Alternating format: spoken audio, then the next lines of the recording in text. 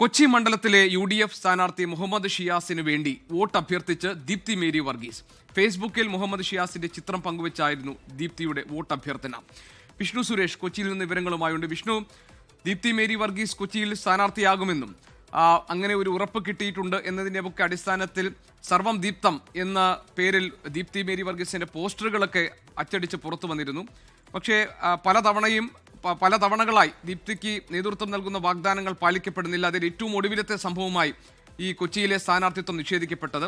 ദീപ്തിയുടെ അടുത്ത നീക്കം എന്തായിരിക്കും എന്ന ഒരു ആകാംക്ഷ ഉണ്ടായിരുന്നു. പക്ഷേ ദീപ്തി ഇപ്പോൾ ഫേസ്ബുക്കിൽ പങ്കുവച്ചിരിക്കുന്നത് ഷിയാസാണ് സ്ഥാനാർത്ഥി, പൂർണ്ണമായി പിന്തുണയ്ക്കും എന്നാണല്ലോ.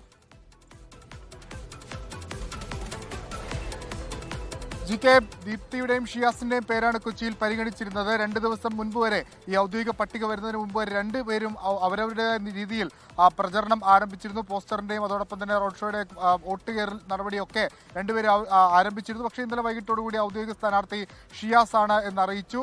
അതിനുശേഷം നമ്മൾ കാത്തിരുന്ന പ്രതികരണമായിരുന്നു ദീപ്തി വർഗീസിൻ്റെത്. പക്ഷേ ദീപ്തി ഇതുവരെ ഒരു പരസ്യ പ്രതികരണത്തിന് തയ്യാറായിട്ടില്ല. വൈകിട്ട് 4 മണിയോടുകൂടിയായിരിക്കും അവരുടെ പരസ്യ പ്രതികരണം ഉണ്ടാകുക.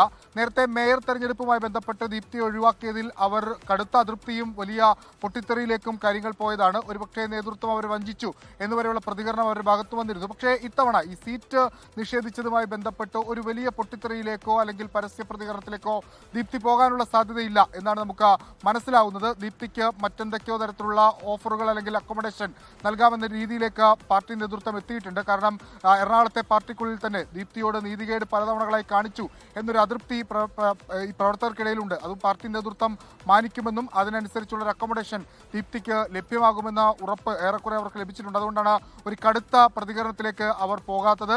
നിലവിൽ അവർ മുഹമ്മദ് ഷിയാസിന് വോട്ട് അഭ്യർത്ഥിച്ചുകൊണ്ടുള്ള ചിത്രമാണ് പങ്കുവച്ചിട്ടുള്ളത്. പല രീതിയിൽ ദീപ്തിയെ അക്കോമഡേറ്റ് ചെയ്യാൻ നിലവിൽ കോൺഗ്രസിന് സാധിക്കും. ഒരുപക്ഷെ ഭരണം ലഭിക്കുകയാണെങ്കിൽ GCDA ചെയർമാൻ സ്ഥാനമോ അതല്ലെങ്കിൽ മെട്രോപൊളിറ്റി സിറ്റിയുടെ ചെയർമാൻ സ്ഥാനമോ അതിനുമെല്ലാം അപ്പുറത്ത് ഇപ്പോൾ മുഹമ്മദ് ഷിയാസ് കൊച്ചിയിലേക്ക് മത്സരിക്കാൻ പോവുകയാണ്. DCC പ്രസിഡന്റ് സ്ഥാനം അവിടെയുണ്ട്.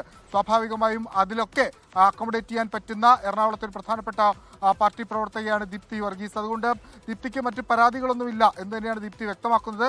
ഏത് രീതിയിലാണ് ദീപ്തിയെ കോൺഗ്രസ് അക്കോമഡേറ്റ് ചെയ്യാൻ പോകുന്നത് എന്നുള്ളതാണ് ഏറെ ശ്രദ്ധേയമായ കാര്യം.